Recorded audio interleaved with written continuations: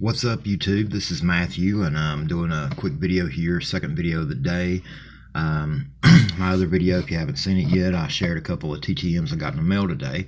And this video, we're right here, last day of June, getting ready for the big 4th of July holiday coming up. I thought I'd do a wrap up here on Saturday of the autographs that I was able to pick up this week for my collection. And for those of you that haven't seen my other videos, because I've tried to put videos up after being pretty sick early in the week, having some complications since I had gallbladder removal surgery about a month and a half ago. But anyway, I was able to get quite a few autographs, and I'm going to recap those. One of the nicest ones I got was this 1955 Topps Tom Qualters, signed in beautiful blue Sharpie there. I was very pleased to get this. For those of you that don't know, Mr. Qualters signs through the mail. I got his address from a Facebook group I'm in that does TTMs, and I was very pleased to get that. This is actually an authentic 1955 Topps, and I was kind of worried about sending that in because I didn't know if I'd get it back. But then I don't really have a set. I don't have a complete set, so it wasn't like I was pulling a card out of a complete set. So I said, why not? You know, give it a try. Because I had bought actually off of eBay some cards of players that sign, have a good history of signing through the mail. So I would have cards to send in, and I just about didn't send this one in because it come in some cards that I bought like in a lot deal, a lot of 1955 cards. But I got it. It worked out. I got it back. Beautiful sign, and I'm very happy to get that. Also, besides that, I got this. This is the first one I got earlier in the week. Mr. Ray Burris, New York Mets. He inscribed that to me, to Matthew. He's also got the inscription of Philippians chapter 4, verse 19. A lot of baseball players that are Christians or religious like to put scripture on with their signature on baseball cards. Nothing wrong with that as far as I'm concerned. Very happy to get that. Thank you, Mr. Burris. Next up, moving right along, I had picked up this one, or I got this one in the mail. It was Dick Stigman. I was thrilled to get this because I'm an Indians fan, and I'm always wanting to add to my Indians autograph collection. This is a 1961 Topps. I was a little bit disappointed at first with the signature being down here so small at the bottom. As you can see, that very small.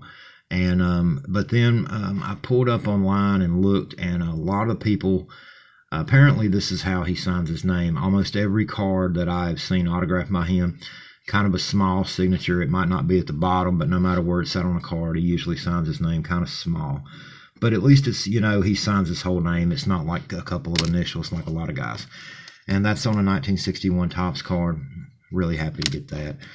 Then adding to the autograph collection, I made an eBay purchase of 4 cards that came from the 1994 Signature Rookies insert set. These were randomly inserted. This was actually probably the first baseball set back in the day that offered autograph cards. I know now, I'm not going to say it's the first product you could get an autograph from. I do remember like 1991 Score Series 2, they had like randomly inserted Mickey Mantle autographs. But this was like the first one that was like pretty much guaranteed, like I think an autograph per box or something. You had or maybe even a pack that you had a chance to get an autograph, and it was the draft picks from that year. And a guy had these listed on eBay. That was 4 cards. He had them listed in mint condition, and these cards are in, at best, very good to very good condition. Rounded corners, or damage on the corners, some scuff marks, but still in decent shape for what I paid for them. I gave $1.49 plus 50-cent shipping. I got these for $1.99 total. So I ain't going to complain. 4 autographs that I know are legit because they were pulled out of packs. The first one is C.J. Nickowski. For those of you younger viewers that don't know, Nickowski was a first-round draft pick back in the early 90s. I think of the Detroit Tigers. I'm not positive on that. Longtime prospect. He made it to the show. He actually pitched for several teams in the majors. He never really worked out, never found his nick in the majors. He didn't cut it as a starter. A lot of teams try to, turn him into a lefty specialist, but he never really found his nick. But he did play in the show. And then this next one here is John Detmer. And that's beautiful, signing beautiful blue Sharpie right there. And I love that signature. But Detmer, for those of you that don't know, he did make it to the majors as well, as a top prospect for a while in the Rangers organization. He did come up with him, but he never really found a nick in the majors either. He didn't really even have the length of a major league career as much as C.J. Nikowski did. But he did make it to the show. He pitched for the Rangers a couple of seasons. I'm not sure if he pitched for anybody else or not, but I know he did. The next one, another guy, this guy did make it to the show, Brian Meadows. He made it. He was drafted by the Marlins. I think he pitched for a couple of teams, maybe the Marlins and the Astros. Not positive, but he was mainly, by the time he got to the majors, he was mainly a relief pitcher. He never really had great success, but he did hang around for a while. And it's a nice signed in blue Sharpie. Also about these, it says like of 7,750. That means that for example, Brian Meadows signed 7,750 of these cards to be randomly inserted into boxes of this product. And this one right here, John Detmer, same thing, 7,750.